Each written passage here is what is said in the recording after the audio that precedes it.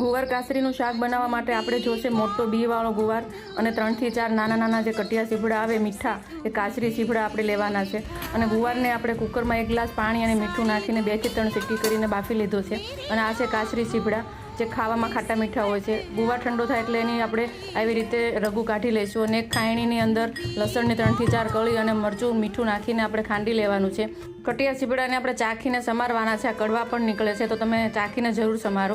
હવે સાથે આપણે તેલ ગરમ થાય એટલે રાઈ નાખીશું, જીરું નાખીશું, અજમા, હિંગ, અધકચરો વાટેલો કાંદો નાખીશું, સાથે આપણે કટિયા સીભડા સમારેલા નાખીશું, ખાંડેલું લસણ મરચું નાખીશું અને હળદર પાવડર, ધાણા જીરું પાવડર અને મીઠું નાખીને આપણે થોડીવાર માટે સતળાવા દેવાનું છે। તેલ છૂટી જાય ત્યાં સુધી સાતળશું। થોડુંક આપણે એમાં પાણી નાખીને કટિયા સીભડા બફાઈ જાય ત્યાં સુધી ઢાંકીને આપણે એને એમ જ ધીમા ગેસમાંથી રહેવા દઈશું અને હવે આપણે એમાં જે ગુવાર બાફીને રગું કાઢીને તૈયાર કર્યો તો એ નાખીશું, સરખી રીતે મિક્સ કરીશું। આ છે આપણું ગુવાર કાચરીનું શાક બનીને તૈયાર।